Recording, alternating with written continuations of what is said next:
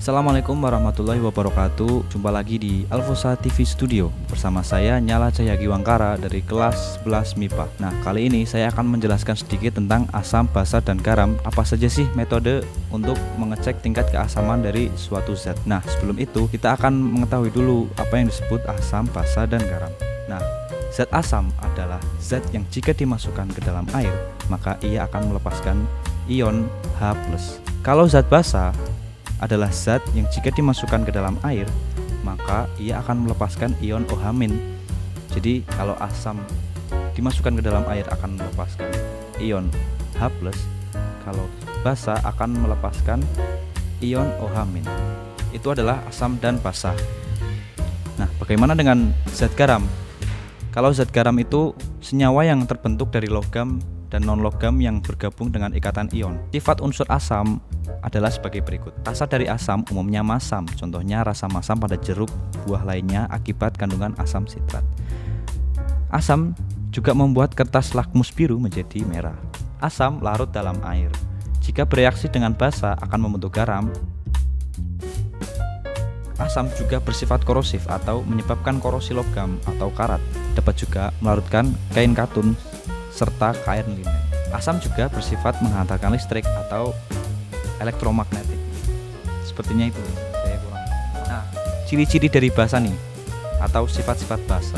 Basa biasanya rasanya pahit, terasa licin saat bereaksi dengan minyak dari kulit, membuat warna lakmusnya menjadi biru, yang semula menjadi merah akan menjadi biru. Jika bereaksi dengan asam membentuk air dan garam, menghantarkan arus listrik. Jadi basa juga bisa menghantarkan arus listrik. Basa kuat bersifat kaustik dan dapat melarutkan wool sutra rambut. Basa berbentuk aerosol digunakan untuk membersihkan logam karena logam bereaksi dengan basa untuk membersihkan korosif yang tadi itu guys, yang dari asam. Umumnya berbentuk padat kecuali NH4OH. Nah, basa ini umumnya berbentuk. Kalau ciri-ciri garam itu larut dalam air, contohnya KNO3, NH4Cl, Na2SO4. Itu guys.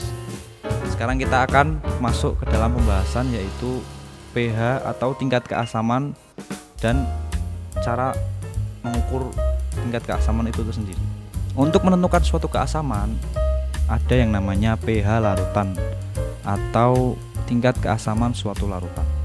Nah, istilah pH digunakan untuk menyatakan keasaman suatu larutan. pH itu sendiri berasal dari kata potential of hydrogen, yang berarti pangkat atau eksponen hidrogen. Besarnya nilai pH adalah negatif logaritma konsentrasi ion H+. Jadi besarnya pH adalah negatif logaritma dari konsentrasi ion H+. Intinya pH itu adalah satu hitungan yang digunakan untuk menyatakan keasaman suatu larutan. Oke. pH yang menunjukkan 1 sampai 7 itu disebut asam dan 7 sampai 14 itu disebut basa.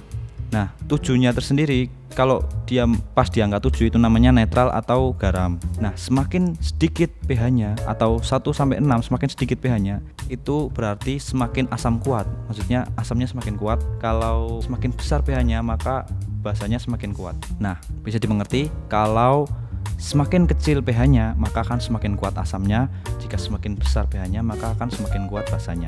Nah, konsentrasi ion H+ dan pH itu berbanding terbalik. Maksudnya gimana? Semakin kecil konsentrasi H+, maka pH-nya akan semakin besar. Konsentrasi ion H+ dengan pH itu berbanding terbalik. Semakin kecil konsentrasi H+, maka akan semakin besar pH-nya.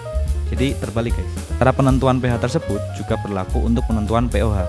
Apa sih bedanya pH sama pOH? Kalau pH kan tadi potential of hydrogen, yang untuk mengecek suatu keasaman. Kan tadi kalau asam melepas hidrogen, kalau basa melepas OH-. Nah, pOH ini adalah potential of OH- itu sendiri. Maksudnya jika kita ingin mengecek benda basa maka kita akan menggunakan pOH.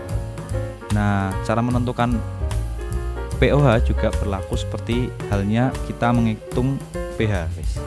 Menghitung dengan konsentrasi dari logaritma ion H+.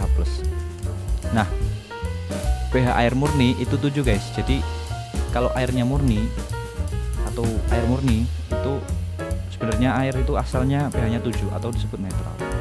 Penguraiannya, kok bisa air itu adalah netral? Penguraiannya, air itu kan H2O.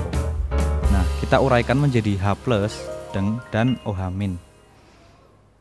H+, kita bisa tahu sendiri bahwa H+ itu asam atau zat yang dikeluarkan zat asam ketika dalam air, dan OH- adalah basa jika digabung menjadi netral gitu loh. H2O terdiri dari H+ dan OH- gitu guys. Asam sama basa ya udah jadinya netral gitu loh. Untuk mengecek suatu keasaman, sebenarnya cara mudahnya itu menggunakan lakmus atau menggunakan metodologi yang lain tuh banyak. Cuman kita di SMA ini kalau di pelajaran kimia kita akan disuruh mencari pH, dan kita akan disuruh cari pH dengan menggunakan konsentrasi ion hidrogennya. Nah, cara menghitungnya tersebut ialah ya tinggal di itu aja guys, dikalikan aja sama logaritma min tadi kan, sebagai teori yang awal itu. Besarnya nilai pH adalah negatif logaritma konsentrasi ion H. Besarnya nilai pH adalah negatif logaritma konsentrasi ion H+. Berarti pH sama dengan min logaritma dikali H+ itu sendiri. Udah selesai. Jadi cara menghitung pH-nya adalah min logaritma dikali H+. Gitu. Kalau mau menghitung pH gampang juga guys. Kalau mau menghitung pH caranya tinggal dikalikan. Kalau pH sama guys seperti pH, cuman di sini kita menggunakan rumus minus logaritma dikalikan dengan konsentrasi dari ion OH-nya tersebut. Jika konsentrasi OH-nya itu besar, maka pH-nya akan semakin besar juga, karena berlaku sebalikannya. Karena kalau H+ semakin konsentrasinya semakin tinggi, maka pH-nya akan semakin kecil. Tapi kebalikan, kalau basa konsentrasi OH-nya semakin tinggi, maka tingkat basanya juga akan semakin tinggi, karena pH, kalau pH kecil semakin asam, pH banyak semakin basa. Jadi kalau konsentrasinya banyak, maka asamnya, kalau pH-nya banyak kan asamnya semakin menurun. Nah itu kalau basa, kalau pH-nya semakin naik, kalau basa ya basanya akan semakin tinggi juga.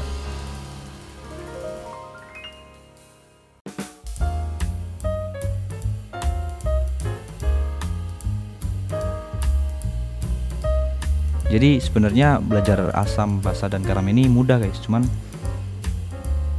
ya mungkin agak sedikit ribet kalau kita lihat angka-angkanya ya. Cuman ini sebenarnya mudah kok, cuman kitanya aja yang memahami gimana sih konsepnya itu, pH itu gimana itu. Mungkin kita akan lanjutkan di video selanjutnya.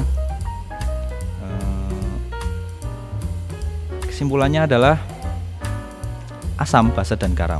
Dan asam, basa, dan garam adalah klasifikasi dari tingkat keasaman suatu zat. Nah, untuk mengetahui tingkat keasaman suatu zat itu digunakan pH atau keasaman suatu larutan. pH itu adalah potential of hydrogen, yang berarti pangkat atau eksponen hidrogen. Besarnya nilai pH adalah negatif logaritma konsentrasi ion H+, dan seterusnya, seperti yang sudah saya jelaskan tadi. Oke, cukup sekian yang bisa saya sampaikan. Semoga apa yang bisa saya sampaikan tersebut bisa bermanfaat bagi kita semua. Amin ya rabbal alamin. Terima kasih atas perhatiannya dan terima kasih sudah menonton. Wabillahi taufiq wal hidayah. Wassalamualaikum warahmatullahi wabarakatuh.